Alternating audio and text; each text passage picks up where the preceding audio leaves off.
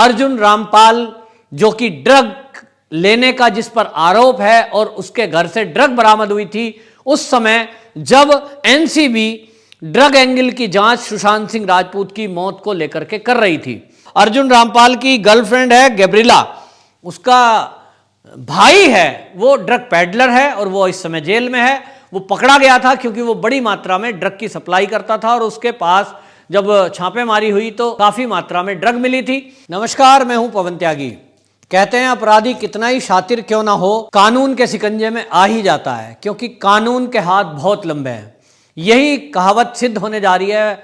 मुंबई में अर्जुन रामपाल जो कि ड्रग लेने का जिस पर आरोप है और उसके घर से ड्रग बरामद हुई थी उस समय जब एनसीबी ड्रग एंगल की जांच सुशांत सिंह राजपूत की मौत को लेकर के कर रही थी, जब आए दिन खुलासे हो रहे थे कि बॉलीवुड में किस तरह से ड्रग का सेवन किया जाता है, ड्रग की सप्लाई की जाती है, ड्रग की पार्टियां की जाती हैं, इन्हीं किन्हीं एक पार्टी का शिकार हुआ है सुशांत सिंह राजपूत। और इसको जांच को लेकर जब इस एंगल से जांच चल रही थी कि कौन कौन बॉलीवुड के ऐसे लोग हैं जो ड्रग का सेवन करते हैं या ड्रग की सप्लाई भी करते हैं या ड्रग की पार्टियों में शामिल होते हैं, उसी में आपको बताएं कि बहुत सारे ऐसे बॉलीवुड के कलाकार थे जिनको एनसीबी ने बुलाया पूछताछ के लिए। उन्होंने कुछ भी जवाब दिया लेकिन उनके मोबाइल फोन, उनके लैपटॉप, उनके ईमेल चेक करने के लिए जब्त किए गए और उसकी जांच की गई। जब जांच हुई तो रिया चक्रवर्ती और उसके जो इर्द गिर्द शौविक और ये सब पकड़े गए तो इनके लैपटॉप मोबाइल से जो चैटिंग मिली उस चैटिंग में अर्जुन रामपाल का नाम भी निकला कि अर्जुन रामपाल से ड्रग को लेकर के कोई चैटिंग हो रही है, वो ड्रग मंगा रहा है, ड्रग दी जा रही है। और आपको बताएं कि अर्जुन रामपाल की जो गर्लफ्रेंड है उसका भी भाई विदेशों में बैठा हुआ वहां से बॉलीवुड के मुंबई के जो कलाकार हैं उनको ड्रग सप्लाई करता था और इसीलिए एनसीबी को डाउट हुआ और 8 दिसंबर को उन्होंने वहां रेड कर दी अर्जुन रामपाल के घर। जब रेड हुई तो वहां प्रतिबंधित दवाइयां मिली जो नशे में इस्तेमाल अक्सर लोग करते हैं, लेकिन वो दवाइयां डॉक्टर के प्रेस्क्रिप्शन पे मरीजों को भी दी जाती हैं।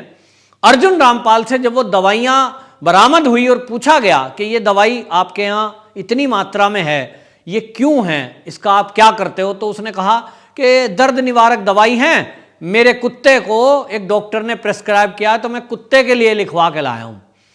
दूसरा, कुछ दवाई और मिली तो उन्होंने कहा मेरी बहन को एंजाइटी रहती है, दिल्ली के एक डॉक्टर ने प्रेस्क्राइब किया है मेरी बहन को और उसको थोड़ा प्रॉब्लम है एंजाइटी की, उसमें वो दवाई लेती है। मतलब अपने नाम से बचने के लिए उन्होंने एक कुछ दवाई का पत्ता जो था वो तो बता दिया कुत्ते का, एक कुछ दवाई थी वो बता दी अपनी बहन की।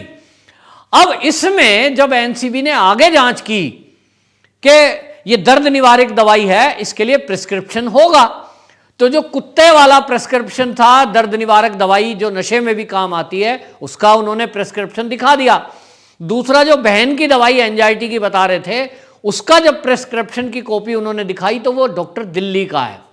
लेकिन उसमें एक चौंकाने वाला खुलासा हुआ कि जिस डॉक्टर का प्रिस्क्रिप्शन वो दिखा रहे थे एनसीबी को, और उन्होंने वो इस समय सरकारी दस्तावेज है उन्होंने जमा कराया बाकायदा रिकॉर्ड में, वो डॉक्टर सामने आता है और उस डॉक्टर ने सामने आकर के बयान दिए, एनसीबी को चिट्ठी लिखी कि ये जो प्रिस्क्रिप्शन मुझसे लिखवाया गया ये मैंने अर्जुन रामपाल की बहन के लिए नहीं लिखा, मेरे पास उसकी एक मित्र आई थी और उसने कहा कि मेरी एक सहेली को एंजाइटी रहती है, इसकी दवाई आप हमें लिख दीजिए। मैंने वो बिना चेक करे, बिना देखे, उस जो उसकी सहेली आई थी एंजाइटी की जो दवाइयां ली जाती हैं उनको लिख दिया था। अर्जुन रामपाल से मैं कभी मिला नहीं, ना अर्जुन रामपाल को जानता, ना अर्जुन रामपाल के लिए मैंने वो दवाई लिखी, तो मेरा नाम लिया जा रहा है जबकि मैंने बिना मिले बिना देखे वो दवाइयां लिख दी थी जो नशे में भी यूज होती है। अब उस डॉक्टर के सामने आने के बाद ये सवाल उठता है कि आखिरकार अर्जुन रामपाल ने झूठ क्यों बोला।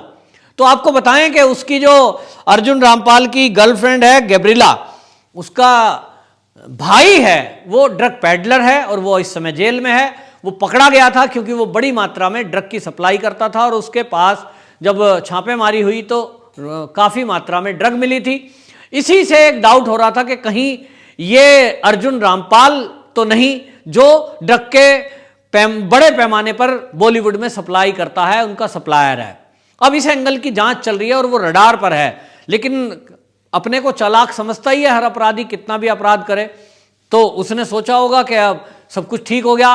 वो बार बार अपने को इजी दिखाने की कोशिश भी कर रहे हैं। उनकी मूवी आई हैं तो मूवी को रिलीज करने में, विज्ञापन करने में और उनको प्रोत्साहित करने में लगे हुए हैं। लेकिन इस बीच ईडी ने अब उनकी बहन को सम्मन किया है। जी हां, कोमल रामपाल उनकी बहन है, अब उसको सम्मन किया है और ईडी अब उससे पूछताछ करेगी। और ईडी की पूछताछ अब सीधा सीधा इस बात को लेकर होगी कि क्या आपको वास्तव में एंजाइटी थी, क्या आपने अपनी किसी सहेली को यह कहा था कि मेरे लिए दवाई लाओ, क्या किसी दवाई का आप सेवन करते हो। और अर्जुन रामपाल के बारे में और उसके परिवार के बारे में भी पूछताछ होगी। तो आपको बताऊं कि अब बहन से पूछताछ होगी, फिर बहन के डिवाइस जो होंगे उनकी पूछताछ होगी। और ये जो फर्जीवाड़ा करके बचने की कोशिश कर रहे हैं कि कोई कुत्ते की दवाई बता रहे हैं, कभी कोई एंजाइटी की दवाई बता रहे हैं, ये जो सोच रहे हैं कि तुम बच जाओगे, ये होने वाला नहीं है। क्योंकि इस समय आपको बताएं कि जो एनसीबी के जो तेज तर्रार ऑफिसर हैं समीर वानखेड़े, वो बहुत ही ईमानदार अफसर हैं और स्पेशली उनकी नज़र बॉलीवुड के उस गैंग के ऊपर है जो नशे का कारोबार करते हैं। और एक के बाद एक नए चौंकाने वाले जो खुलासे हुए हैं, ऐसा नहीं है कि उनसे पूछताछ जिन लोगों से हो गई है या जो जमानत पर हैं वो फ्री हो गए। ये तब तक जारी रहेगा जब तक कि आखिरी बंदा जो बॉलीवुड में या मुंबई में ड्रग का काम करता है वो नहीं पकड़ा जाए। और इसीलिए दिन पे दिन वो खुलासे करती है एनसीबी। उसके रडार पर जो लोग हैं उन पर कड़ी निगरानी रखी हुई है। और जैसे कि पहले चलता था, खुलेआम ड्रग पार्टियां करते थे। करण जौहर से भी इसके बारे में पूछताछ हुई थी। करण जौहर ने भी बचने के लिए एक झूठ बोला कि मेरा जो मोबाइल था जिससे मैंने वीडियो बनाई थी वो तो जी फोन ही चोरी हो गया। तो ठीक है, आप कहते रहिए, बचते रहिए। वो कहते हैं बकरे की मां कब तक खैर मनाएगी, बकरे की अम्मा कब तक खैर मनाएगी। तो आप कोशिश करते रहिए कि एनसीबी के रडार से बच जाओगे, लेकिन या तो आप ड्रग लेना छोड़ दोगे, ये मैं आपको बता दूं, या तो ड्रग लेना छोड़ देंगे या तो ये सब पकड़े जाएंगे। क्योंकि अगर ये ड्रग लेना छोड़ दें तो भी अच्छा ही है, समझ लो कि ड्रग लेना अगर इन्होंने छोड़ दिया तो एनसीबी का जो काम है वो हो गया। अल्टीमेटली एनसीबी का काम क्या है? एनसीबी का काम है भारत को, देश को ड्रग मुक्त करना। ये जो ड्रग को लेने वाले लोग हैं, ड्रग सेवन करते हैं, इनको ड्रग से मुक्ति दिलाना और ऐसे अपराधियों को जेल में डालना जो इस काले कारोबार में लगे हुए हैं, जो नशे का कारोबार करते हैं, जो हमारे देश के युवाओं को नशे की लत में धकेल रहे हैं और जो यहां से पैसा इकट्ठा करके आतंकवादियों तक भेजते हैं। ऐसे लोगों को जेल में डालना, ऐसे लोगों के खिलाफ कार्रवाई करना, यह एनसीबी का काम है। और बॉलीवुड के लोग जिस तरह से खुलेआम ड्रग पार्टियां करते थे, उसका एक अपने में बड़ा शौक चलता था इनका, वीडियोग्राफी कर रहे हैं और बड़ी शान से उसको ट्विटर हैंडल से अपने ट्वीट कर रहे हैं। ये चलन, ये देश को उस ड्रग की तरफ धकेलने का एक ट्रेंड चला रहे थे ये लोग। तो कम से कम ये अब सुधरेंगे कि जो इन्होंने कारनामे किए हैं या तो उनको छोड़ेंगे, नहीं तो ये एनसीबी इनको नहीं छोड़ेगी। और इसलिए ये बहुत बड़ी कार्रवाई एनसीबी की तरफ से है कि आए दिन जो नए नए नाम खुलासे हो रहे हैं ये तब तक जारी रहेंगे जब तक कि ये एनसीबी का पूरा जो लक्ष्य है ये पूरा नहीं हो जाए। और एनसीबी का लक्ष्य है कि बॉलीवुड में व्याप्त ड्रग के कारोबार को जड़ से समाप्त करना। तो बॉलीवुड में बड़े बड़े नाम सामने आए थे और ऐसा भी हिंट कुछ टीवी चैनल के जरिए आ रहा था कि इसमें कुछ बड़े नाम भी हैं जो अभी तक खुलासा नहीं हुआ है। वो शायद पीछे से रहकर काम करते हैं, जिनके घरों में बड़े मात्रा में ड्रग रहती है।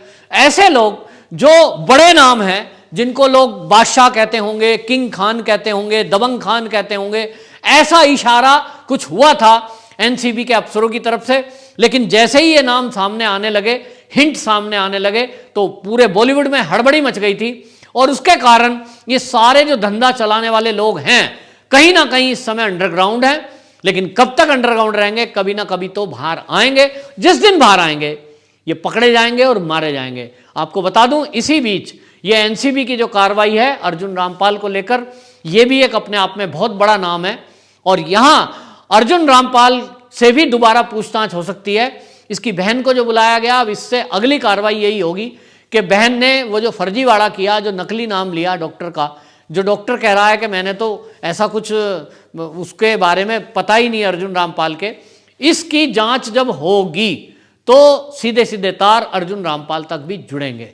क्योंकि हमें नहीं लगता कि वो जो दवाई दर्द निवारक दवाई बता रहे थे कुत्ते के लिए, वो भी कुत्ते के लिए नहीं होगी, ऐसा एनसीबी समझती है। और इसीलिए अर्जुन रामपाल के इर्द गिर्द जो लोग हैं, अब उन सबको जांच के लिए बुलाया जाएगा।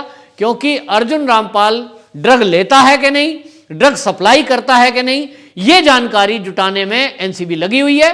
और उनके पास जो गैजेट्स हैं, जो मोबाइल फोन हैं लोगों के, वो सर्विलांस पर हैं, वो जांच करी जा रही है और उससे सबसे वो चैटिंग जुटा ली गई है। उस चैटिंग के आधार पर ही ये जांच की जा रही है।